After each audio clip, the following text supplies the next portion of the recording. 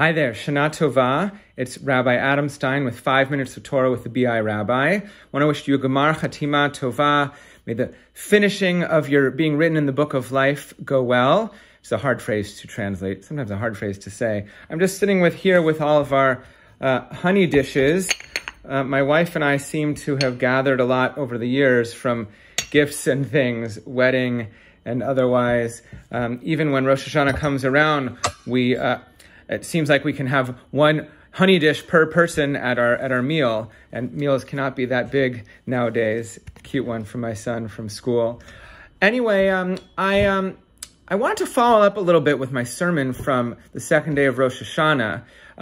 If you were there or watched online, you heard I was talking about friendships and types of friendships we've lost during the pandemic, sort of accidental friendships and casual friendships. And that includes the type of friendships that happen at work when we're at work. A lot of friendships used to develop, or acquaintances, just from hanging around the water cooler or the copy machine. There was an article I came across that said, is the water cooler a font of inspiration? Okay, a pun on font, sort of a fountain maybe, or a font from the photocopier, the font that we type in. And it started out telling something amazing, that there were two people who are named Caitlin Carico.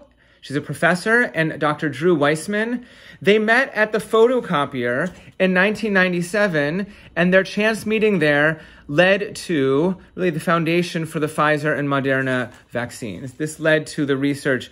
She was already working on this research, and he was open to it. This led to the mRNA, the messenger RNA vaccines. How amazing that because she had been looking around to get interest in this mRNA idea for a long time, and the close colleagues that she had, it just wasn't working with them. But he was open to a very different perspective and a desire to make a vaccine. And now here we are with over 3 billion people vaccinated and safe from this disease, or at least from the worst effects of it, even if a breakthrough infection does occur.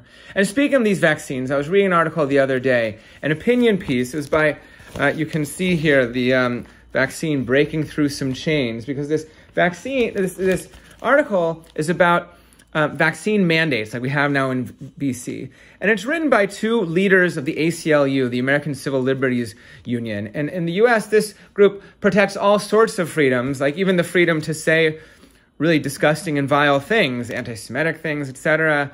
People have the right to say lots of things, and so they protect those rights. But here, these leaders of this organization, the National Legal Director and the Director of this program on freedom of religion and belief, they say vaccine mandates protect freedom. And they go on through this article and say really that vaccine mandates protect freedom, and that the mandates are not only okay, but equity concerns argue in favor of vaccine mandates like we now have in BC, that hopefully more and more people can get their vaccines and more people can be safe, because we have a right to do with what we want with our bodies, but not to endanger other people. And speaking of those mandates, we're so glad that we made the decision to require vaccines for everyone who came to our Rosh Hashanah services last week. Really so important to make everyone feel safe and be safe. And so many of you come. There were probably 300 people in the sanctuary on the first day, and 40 at the teen service, amazing, and 100 at the family service outside. And I want to encourage you to come to the alternative service as well. Try it out if you haven't been before. This is a service that I work on throughout the summer to plan with a bunch of different people who lead different parts of the service. Yes, we need a better name than the alternative service. I'm open to suggestions. We have the whole big new gym at VTT, and it's a very big space with a high ceiling and doors to the outside that gives us good airflow for safety. We had 180 chairs last week. We didn't nearly fill them all. So please feel welcome to come and feel safely distanced and masked and around other people who are distanced and masked and vaccinated, of course. We have wonderful prayer leaders and Torah leaders, Rabbi Laura Duhan Kaplan, Charles Kaplan, Harley Rothstein, Moshe Denberg, Jennifer Wolf and Megan Wolf, Jonathan Weissman, Debbie Fenson. Hope I didn't forget anyone. We had Isaac Elias leading Shachrit last week. These are members of our community with amazing voices and passion. Looking forward to seeing you there next week on Wednesday or Thursday, or in the main service. You have amazing singers there too, our choir and Chazan Rob Menes leading there. We have the teen and preteen services again on Wednesday and Thursday, or maybe just Thursday morning.